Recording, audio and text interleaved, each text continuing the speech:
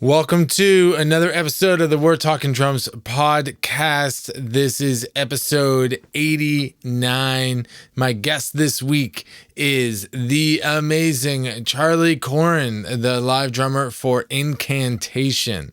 Now, me and Charlie caught up when they were in Toronto on their most recent tour supporting Belphegor. It was a phenomenal show. I hope that you got to catch this tour because Incantation absolutely kicked ass, and Charlie was an absolute delight to see once again. Now, myself and Charlie have been in the same room multiple times, and we kind of finally got to sit down and talk. We both played the 70,000 Tons of Metal cruise last year, and it was so awesome to actually get to know him and have a little chat about drums. We get into all sorts of stuff. We got your favorite pedal settings. He is fairly new to the Axis pedal roster, and he kind of dives into his settings and what has been great for him. A lot of his playing is in the mid tempos, so we get some tips and tricks from his side of things to kind of conquer that mid-tempo double bass drumming. We talk about so much stuff that we should just get into this episode. Right before we hop in, I just want to do a reminder. We do have a Patreon, patreon.com/We're Talking Drums. Head over there today. We have some bonus footage from this episode as well as all episodes moving forward. We got bonus questions we're asking all of our guests, so you get an extra 5-10 minutes of episode, depending. Can go a little longer than that. You never know. I have also thrown out to you guys on the Instagram that I'm looking to do some extra bonus content, which will go up on our YouTube and stuff like that. And in the Patreon, you can always throw questions at me. We are looking to do either drum cam footage or some rig rundowns or something else that I haven't even thought of. So we're going to be doing lots of content this year as the We're Talking Drums team. That is me. I am a one-man show here as it stands. So head over to the Patreon, help support the podcast. I appreciate it. Thank you very much. We are going to have some merch up very soon. I'm getting very, very close to getting these designs done, getting them printed, and getting them on your body. All right. So you'll be able to get first dibs if you are a part of the Patreon as well. Furthermore, if you are watching this on YouTube, hit that subscribe button for me. It is so awesome to see all the new subscribers coming on, and we want you to get notifications on every episode. Okay, if you like this podcast, share with your friends, join us on Instagram and all the social media. Greatly appreciate it. We're going to get into this episode now. Here is my conversation with Charlie Koryn of Incantation.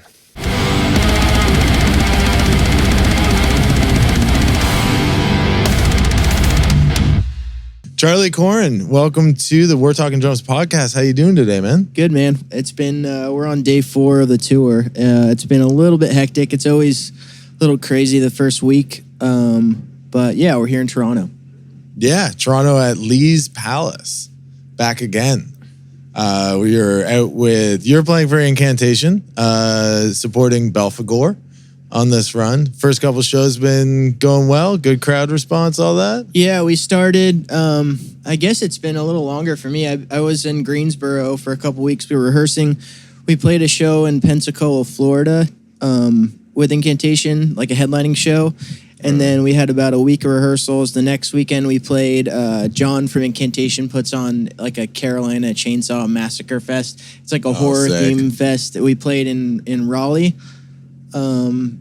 And then, yeah, we just started this tour in New York. So we've played New York, and then we were just outside of Boston. I don't remember the town. It was a cool show. And then Montreal last night and Toronto tonight. So it's about a 3-week run. But yeah, the show's been good. Tour package is pretty cool. It's Belphegor, Incantation, Hate from Poland, and Narcotic Wasteland. So it's, yeah, pretty cool package. Everyone's been all right so far. Yeah. Shout out to Narcotic Wasteland, too. I ran into one of the guys outside, and he's a big fan of the podcast, apparently. Oh, yeah? So I was like, yeah, that's cool. So shout out to you. I cannot remember what his name is. Maybe Austin, the drummer. Yeah, it'll be Austin. Austin, shout out to you. I'll cut that. This is his first time playing with first tour with Narcotics, so he's only 4 shows in or something. He's killing it. So yeah, shout out to Austin. Hopefully, I get a chance to check him out. Absolutely. Yeah, sick. So we're here to talk drums. Obviously, you're a drummer. One thing I really wanted to ask was being a live drummer for Incantation. First off, how did that come to be? Like, was there just like an offer, audition? Was it friend of a friend? Like, a lot of guys really want to get on the road and are just like playing drums in their basement or whatever, and they want to get into the session drumming life. Which like you've played for Morbid Angel, like, you know, like a list of bands just playing live. So like, how did that opportunity come to you? Yeah, so that goes pretty far back. So the main band that I've had since I was 17 when we formed and got approached by these guys. They're a little bit older than me, but my band Ascended Dead, I started playing with them. I was still in high school. And that's my first band where it was like I'm playing with real like musicians that were on the same level that I was, or they were actually a lot better than me. And so they pushed me a lot. So like I give a lot of credit to those guys, and they showed me a lot of these bands. I mean, those guys introduced me to a lot of these Incantation records because they were, you know, listening to Diabolical Conquest and all these, basically the whole Incantation catalog. And so I played a bunch with them. That led to me playing with other just like local bands in San Diego. That's where I'm from. Yeah. So I was just playing in a ton of bands, doing a bunch of shows, and then I started getting offers to fill in for other bands just from like, you know, doing small tours and shows. The first kind of bigger band that gave me an opportunity to get some exposure and play bigger shows, and also my first introduction into learning a bunch of songs that weren't mine, where it was Funebrarum. They're based out of New York. And they have past members from Incantation. It's a really small world when you start getting into it. But that was the first time I got hit up to do something. It was like, hey, we have a European tour and some festivals, and we need a drummer. Can you fill in? So I did that. That ended up being awesome. I toured with them for years and did some recordings. And then I got hit up to play with Skeletal Remains.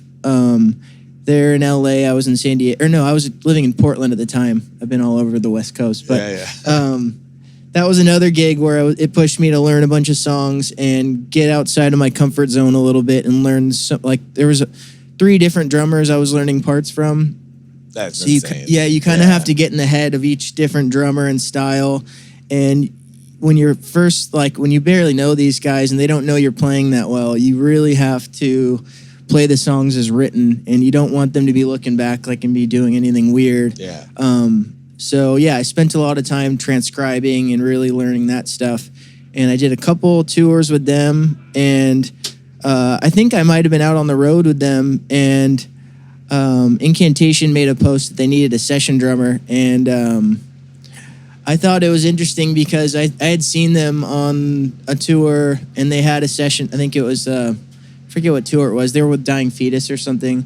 They had a session drummer, and I've been such a big fan of Incantation for so long that I knew this guy they must have been hurting because this guy really was butchering the songs a little bit.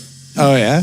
From a fan perspective, from a fan perspective, yeah. Like I'm sure he's a great drummer and all that, but just like it's a band that really requires a certain style. And I had after that show, I was like, you know what, I think I can do this stuff, and I made a cover playing Impending Diabolical Conquest. I didn't show it to anyone, but I just was like wanted to hear myself to see if I could play it. So right away when I saw that, I reached out to Kyle and sent him a video, and then didn't hear back anything, and then he got back to me, and he wanted to hear a couple more songs, and he thought it was funny that I had learned all the mistakes that he played on the record too. But sometimes that's what makes something so special. Like you listen to Black Sabbath or something, and like there's mistakes all over those records, but that's what makes it real and makes it awesome. Right? Yeah. So it's such a big departure from the day and age that we're in now. Yeah. That everything is gridded and perfected, and half the time it's actually a drum machine, not a real drummer. Right. But compared to those albums from like the late 80s, early 90s, like it's like, dude, you got in the room, you only had a certain amount of time to do a record, or else like you're shelling out crazy money. Right. So yeah, recording the tape and stuff too, I'm sure. Right. Not very forgiving. Trying to splice in, like, oh my God, nightmare. Now you just take the kick drum and fucking, beat crazy. Detective, done. Everything's just MIDI anyways. It's pretty crazy what you can do these days. But yeah, basically that led to, I know they were like a bunch of drummers were then sending in videos. They narrowed it down to a few guys. And then, I got an email from John saying, hey, here's like the rough set list. I can fly out to where you are and try you out, and we'll make some videos and stuff. Nice. So we did that. We jammed. It was really cool hanging. To me, it was like, whoa, I'm picking up John from Incantation at the airport. This is like, where did this come from? Yeah, because I just played in so many underground bands before that. So this was kind of stepping into someone like, whoa, I've worshipped this guy's records and stuff for so long. Yeah. So a big part of it, not only did you do the grinding aspect of like, you played in local bands, you took fill-in positions, probably not getting paid very much to go on the road, just like for the experience and everything. And then it got to the point where you're like, oh shit, like I know this band's material so well that like you were able to take that as a fan and apply it to the drums and learn it note by note, basically, right? Yeah, I think that's important, where I was such a fan of the band where I wanted to pay respect to the material. And I always think of it when I'm playing or learning songs, I want to be like also like an audience member at the same time, where I'm like, okay, this stuff needs to sound right. It's always a bummer when you see a band and they have someone filling in that's just making it comfortable for them and not like actually playing the songs as written or how they are in the records. Yeah. So I didn't hear anything for a couple weeks, and then finally I got a call back. It's like, hey, can you do this tour? And it was 2019. It was the Devastation on the Nation tour that they do. It was actually with Dark Funeral, Belphegor, and Hate. So two of the bands that are on this package. So it's kind of a little reunion there. Yeah. And Nightmare and Veil of Nath were on it. It was kind of a big tour package. Yeah. Those tours are always. I love those epic tours. Yeah. It's just like fucking 7-8 bands. Yeah, and that was my first time being on one of these bandwagons or any sort of nightliner where I have a bunk and stuff. So I was just happy to have somewhere to sleep. Yeah, you're not sleeping in a fucking van bench sitting up. So used to that, or piling in 12 guys in a van without any seats. And I did a lot of crazy rough underground tours. That's what we used to do. We had one bench seat in the back, and then the rest was just like a giant mattress. So all 5 of us could just like lie down and sleep. And like that's the most comfortable way we could figure out how to do it. Yeah. Without getting hotels, like shit gets expensive, Yeah. So used to just roughing it out. So when I got a little taste of that, I'm like, oh, this is awesome. Like I could do this. Yeah. Exactly. Then, I don't want to go back. And then I kept on getting called back. And then that eventually led to other things. Yeah. Playing with Morbid and things like that, which is that's awesome. That's fucking crazy. Yeah, that was pretty cool to get that call. But it just showed me that like every little thing that you do leads to another one. Like I think of really early on playing these tiny little clubs with like, there's 6 people there or something. There might be one person there that's might call you back to do something else. You never know who's going to be in the room. So that is a big thing. Yeah. Like you literally never know who's coming out. Right? Like, and you don't know, like, it could be, like, I listened to a podcast recently with Mark Morton from Lamb of God, and he's like, he went out and saw his, like, cousin's band play some little club, and it's just like, you don't know who's, family member or whatever, like could be there, could see you, or even like as far as like booking agents, labels, like anything like that when you're playing in a local band. You want to play every single show like it's the biggest show, right? Yeah, it's really true. Even like I would treat rehearsals that way and everything, and I'd always be like recording everything. And yeah, just the more kind of serious, and you don't want to be too serious about it. You want to have fun too. Right. But like when it comes to playing, I would really like, it would be almost be like really personal to me. Like I want to give it all and like do the best I can. Cause like, yeah, just something you spend so much time doing. It's like, why not go all in? Yeah. And you do film like most of your sets. I do. Right? Yeah. That now the GoPro thing's awesome. Now the phones are awesome too. But, Right. I've done that from early on, just like having drum teachers and stuff. And on the road, it's helped me a ton because, you're playing the same songs every night, sometimes 6 months or something, but for sure like a month or even a couple weeks. Even if you're not doing that, to me, it's been a way not only to like, it's cool to put out clips and content and stuff, but the main reason I do it is so I can kind of shut my brain off when I play. I know the camera's filming, I can review it, and I'll always take notes and review and stuff afterwards, because I'll notice things my playing afterwards when I'm like, okay, the adrenaline's worn off, now I can sit on the bus or whatever and really analyze what's going on. I've found so many little things that I've changed in my playing or the way I'm approaching the drum kit. So yeah, recording the shows however you can, even if it's a phone, it's been like huge for me to like just shut my brain off and play and know that I can worry about whatever's going on afterwards. Because I had this problem, I'm sure every drummer goes through it, where you're so in your head when you're playing. Oh yeah, it's when I make the most mistakes. Yeah, right. That's what I want to do, and that's why like I find rehearsals and like even the prep time before rehearsals, like I want to know that material like the back of my hand. Yeah. So that way when I get up on stage, it's just brain off and I get to enjoy it. Like have fun playing. Because if I'm struggling or if I'm thinking about every little detail and part and like hand position and everything, it's like it takes me right out of the gig. Yeah, like I'm in my own bubble rather than being able to like look at the audience and connect with them. Right? Because that's a big thing is the energy that you're putting out on stage and receiving, right? That's a huge part of it, at least for me playing live and touring. Yeah, I've learned it goes way beyond just your actual playing on the drum kit. Like if I'm stressed or worried about something else completely unrelated to the music or the shows or anything, it will come out in your playing and like people notice that. Even if they don't know it exactly what's going on, it's like it's a feel thing. When you're like in the moment and able to be present and playing, the energy comes across to everybody that's watching you way better. It's just like when you're interacting with people in real life. But like especially with music and the drum kit, you're like kind of interacting with people on a whole nother level. So I've learned from doing all this touring that, like taking care of your own head and like being able, just going on walks and things and whatever you can to like take care of your mental health has been huge.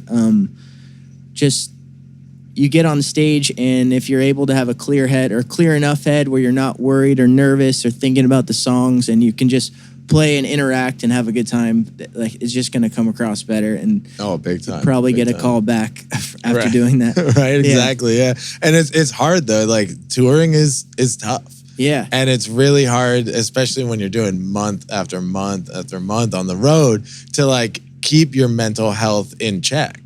It's so easy to just go down a rabbit hole and like I don't know how much like drinking or drugs or anything like that is a part of your crew, but like I've been on tours where it's like every single night is a party and it's a lot of fun, but at a certain point in the tour you start to realize like I'm not in a good place anymore, right? And you gotta kind of like check yourself and be like, okay, no, like we're here to do a job, we're here to play and have fun, but like gotta kind of make sure that nothing is like affecting your mental state like too much that it is affecting your performance on stage, right? Yeah, I think you got to remember like why you're out here doing it. I mean, and sometimes that gets skewed too with certain people where they're out here and it's kind of like all they know, and then that you get like kind of trapped in that. Big time. I've been on both. Like the Incantation crew is awesome. Everybody's really mellow. It's like that's a big part of the reason why I've been playing with them so much, and it's because it's so easy. I've filled in for a lot of bands now, and yeah, I've gone on tours where there's a lot of drugs and drinking, and it's crazy. And like I'm not a partier or anything, but even if you're just in that environment, it's really easy to take on that, and like you'll feel just as sick and crazy as everyone else. So big time. Yeah, it's good to be able to detach from all that, which is that's another kind of like practice. It's crazy. It's like the drumming is such a small part of it when you're out here playing. It's like, it really is. It's like you spend 40 minutes or a little over an hour sometimes playing. Yeah, and then maybe you sound check maybe.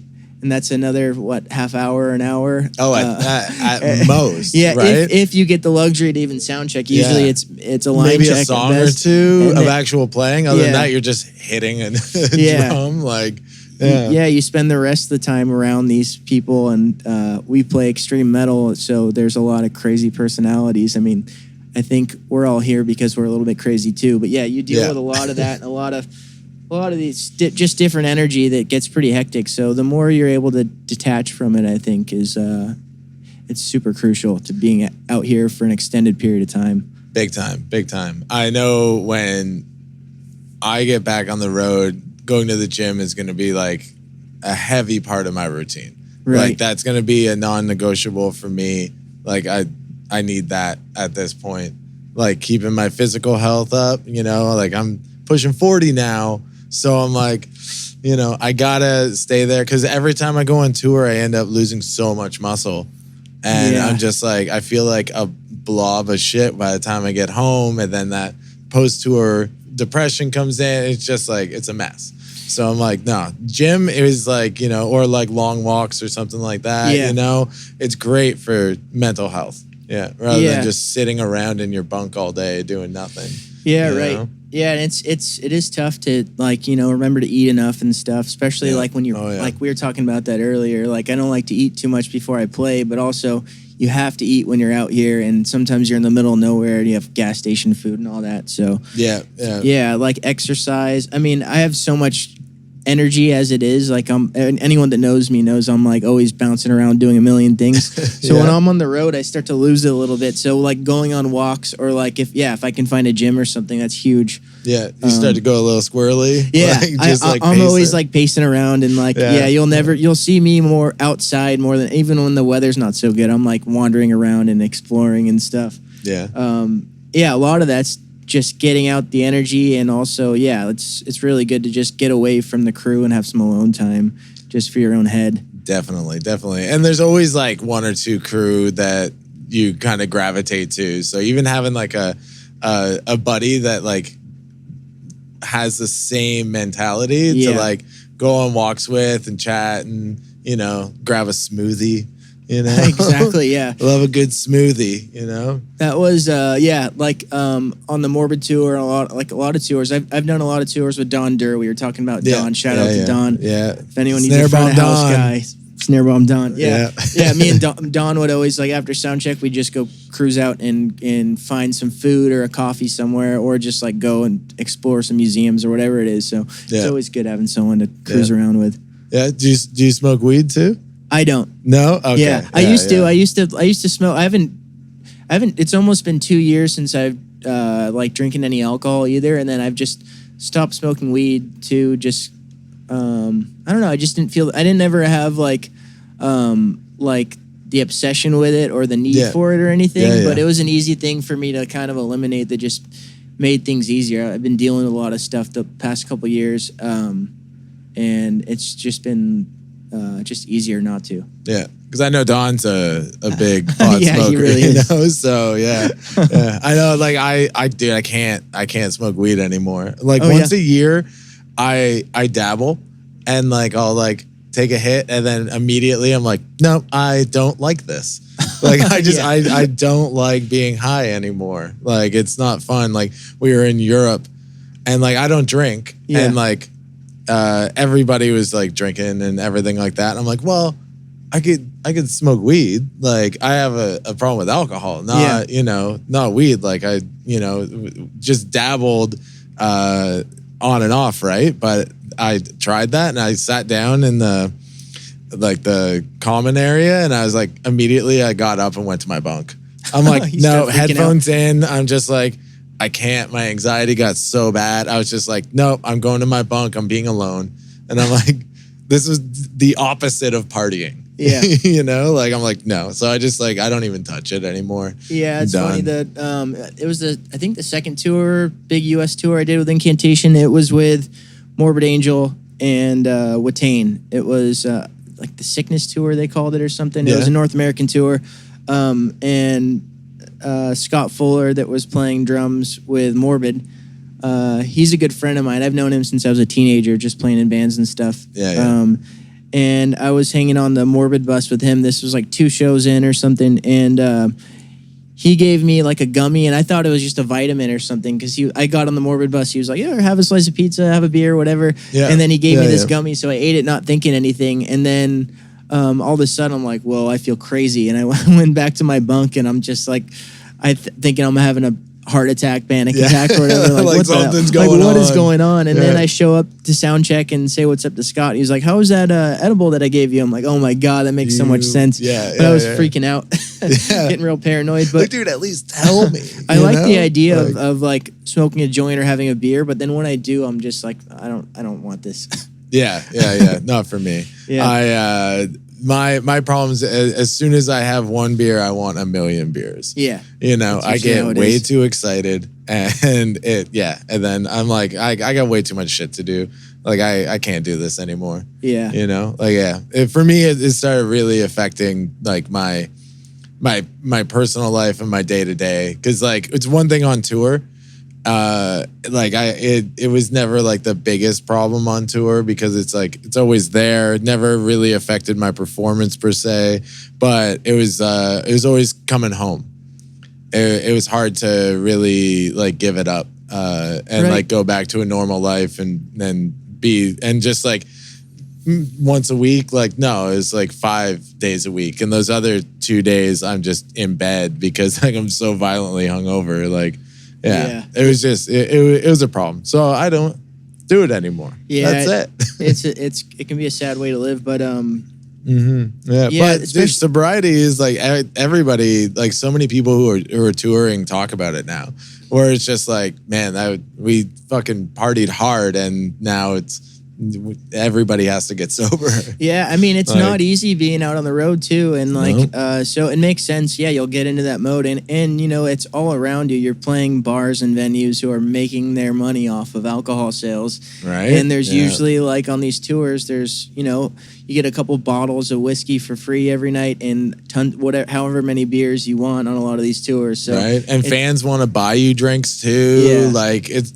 That's one of the harder ones when you have to be like, no, like buy me a pop, I guess. And like you could just see like the disappointment. Yeah, and I'm like, that dude, I'm not, it took a little bit to get over, but I'm like, I do this for me, not for you. Me on stage, that's for, you guys, right? But like, I'm not breaking my sobriety to make you happy at this point. Right. Certain countries, people get offended. Very offended. Yeah. Europe. Oh no.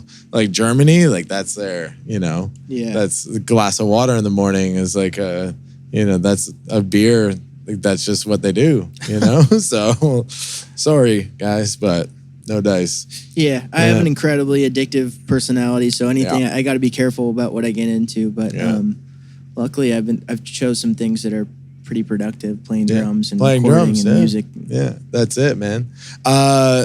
Let's talk drumsticks for a second. You're a Los Cabos drumstick artist. Shout out Los Cabos. Yeah. Canadian wood right there, Right so we were talking earlier, but what drumsticks are you playing from Los Cabos? What sizes? I'm always going back and forth, and I think every drummer I talk to kind of has this thing too where you're never satisfied. So I was playing for a really long time the 5B Intense, the white hickories. Yeah. So they're a little bit longer. Lately I've just dug shorter sticks. I'm just playing a regular 5B on this tour. I've been pretty happy with it. I feel like maybe the shorter sticks just feels like my hands are closer to the kit, so it's more kind of direct. Yeah. I always found with the intense ones, having that little extra, I would catch it on like cymbals and like under my ride like constantly. Yeah. So I was like, let's just stick with the regular size. I don't need any extra length on that. Yeah. So right now I'm playing the just regular 5B white hickories. Sometimes I'll play 2Bs. It really depends on the gig that I'm playing too. Like certain bands I'll like a different feel or a different stick just because I pull a different sound out of the drums. But usually I can't go wrong with a 5B. I can do everything with all my bands with a 5B. Yeah, it's a good middle ground. Yeah, for sure. Phil's been really cool. I've been from Los Cabos. I've been on tour in Europe. I've been on tour all over the place, and I'm like running low on sticks, and he's been awesome with like doing a drop shipment and stuff real fast. Dude, he's the best. Almost every single tour, I wait till the last minute. Right. Yeah. Like even, actually we were talking before about 70,000 tons of metal last year. We did that, and it was very last minute, us getting on that. And then I was going to Europe with Stryker. Like I was home for like 2 days, and then we were flying out to Europe. And I forgot to order sticks because everything was just chaos the weeks leading up. Like, all right, we're going to 70,000 tons, and then I got Europe, and like it was just a whole thing. And then I had to buy the data on the cruise ship so I could send him an email to be like, dude, can you get them to me by Wednesday? It's like, I'll be on a jet ski. I'll get there in a couple days. Yeah, he was like, let me see what I can do. Like, we don't have any like pickups scheduled, like blah, blah, blah. And then when I got back on the land, I saw the email. He's like, yeah, I got you. They'll be there Wednesday morning. And I'm like, fucking perfect. Love you. But I do it every single time. I do the same. It's like, I'll think about everything else and oh shit, I need these things to play the drums with. Yeah. Oh shit, I'm down to like 3 pairs. Like, yeah. I always let it get down to like the last second. Then I'm like, oh, okay, give me 2 bricks. Like, you know. Yeah, like, people be like, oh, drumstick. I'm like, oh, I hate saying no to this, but this is my last pair. Yeah, like I can't play tomorrow. Yeah. Or I gotta go buy sticks at the store. Like, that makes no sense. Yeah. You know? Sticks are getting too expensive. Yeah. You know? So you were also mentioning about playing some maple sticks. I tried out those. I was watching. I'm always watching interviews and stuff, but I was trying the like Todd Zuckerman. He plays these. They're basically Legend. like a 2B maple, and I was like, oh, that's a cool idea because they're a little bit more lightweight, but then you can get like the diameter and like you can get the size of a 2B. So I ordered, I think, like 6 pairs or something, and I used them over the last year, and they're really cool. I might end up trying out more of those. That's a cool thing. Los Cabos has the maple option. And you can get red hickory, white hickory, or maple, which is also really cool. And we have some, I think, cool it's a heater or a fan. It likes to make noise and talk to us. Likes to make noise, yeah. But yeah, the maples are pretty cool. It's like it's worth looking into, maybe ordering some pairs and trying it.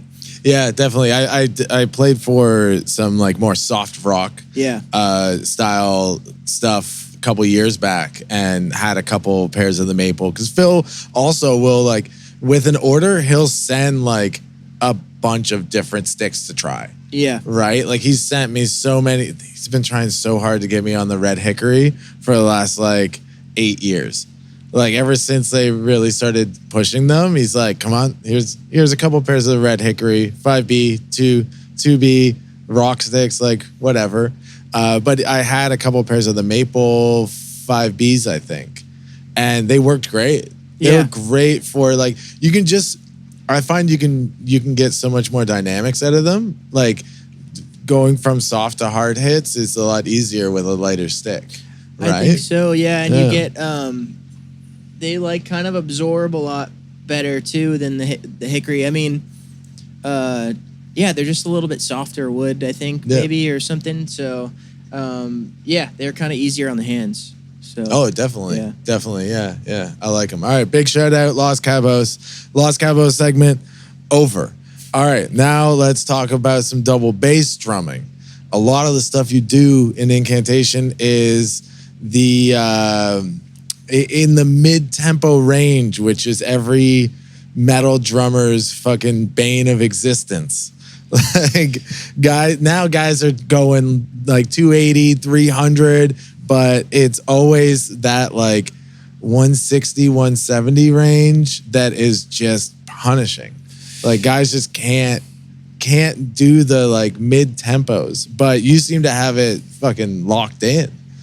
Yeah, and that's an interesting thing because for me it's been the opposite. Where like I think it's been easier for me to do these tempos, but you know I started out being like kind of a rock drummer. I mean I've been playing since I was a little kid. Yeah, and I study with guys that are showing me these rock drummers and different styles and stuff. So I think I kind of developed a heavy foot or something, and yeah, so it just came natural to me.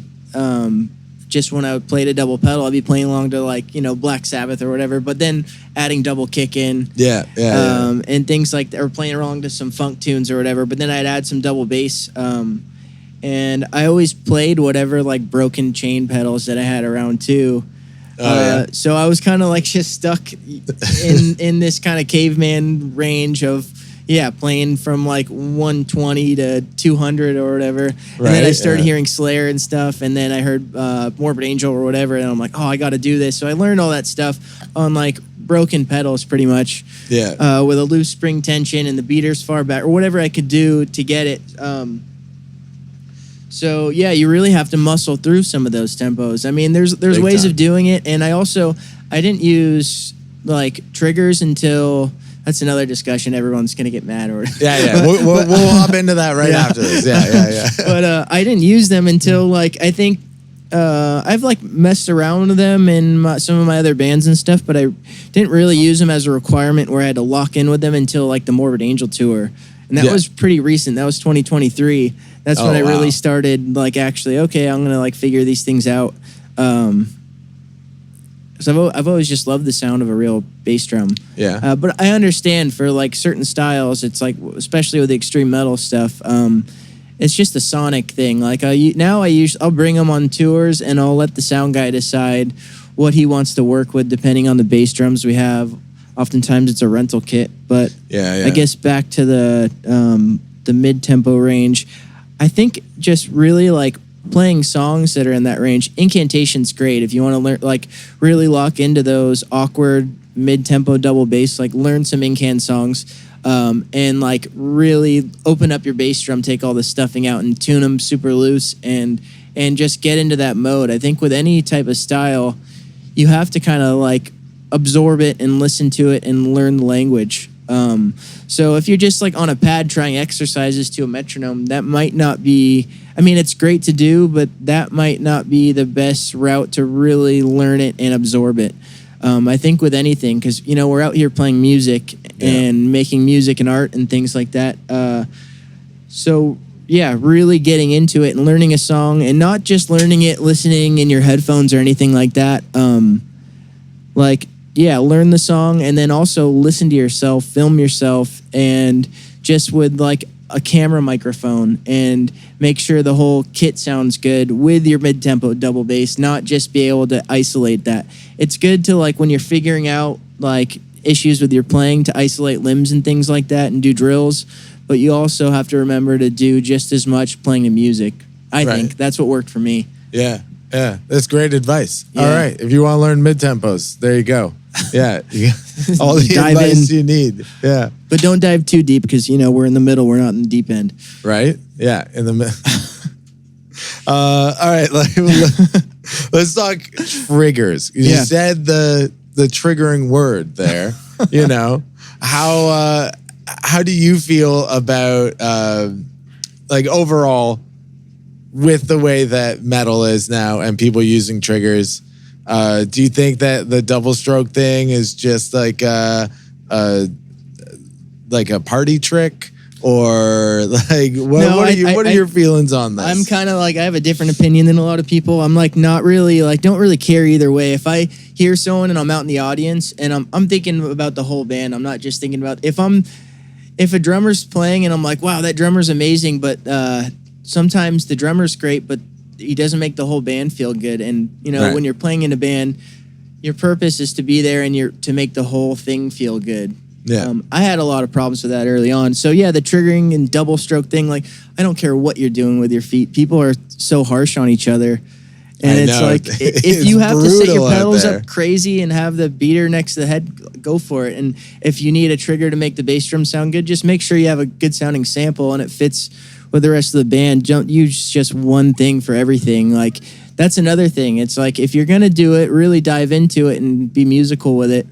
And, you know, depending on the song or whatever the set list that you're doing, find a sample that works with you and, you know, find a technique that works with you. There's like, I see all these like courses for this is the way to play double bass or this is the way to use your hands. And it's just like one size fits all little things. Like that's not, we all have different bodies and like feel things differently. And like, dude, it's taken me a long time to figure out what works for me playing double bass. And sometimes it doesn't work when I sit down at the kit and it's a struggle and I got to get like back into it. And then, you know, kind of like figure out what is working and what's not working and fix little things as time goes on. Yeah. Right? I think also what will help a lot of these guys, I mean, I'm always struggling. Everyone's struggling. It's a tough world out there, especially in the extreme drumming world and music in general. Yeah. Right? Yeah. Like, definitely. I we think picked a terrible industry to get into. Yeah, really. we picked the wrong genre. Yeah, that too. Yeah. But yeah, and the wrong industry. Yeah. But we love it, so that's what we do. But I think people need to.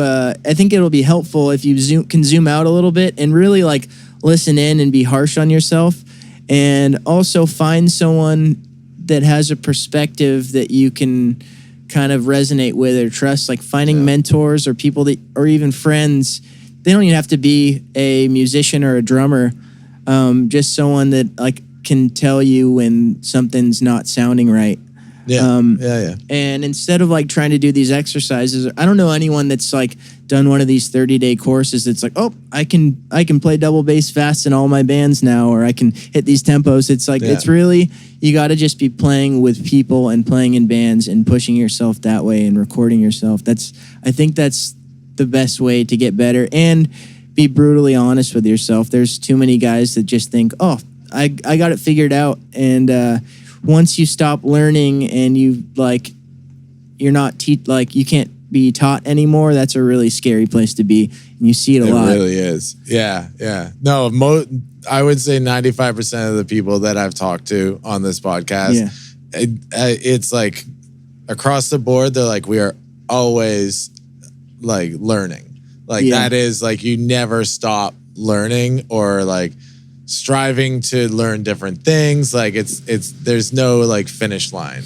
when it comes to this, right? It's the cool thing about like, you know, the internet age and social media and all this stuff. Like you can reach out to any of your favorite drummers and just try to book an hour of their time. I've done that a ton. Oh yeah. With like it's people that are listening to this are probably laughing, but I hit up everybody that I know,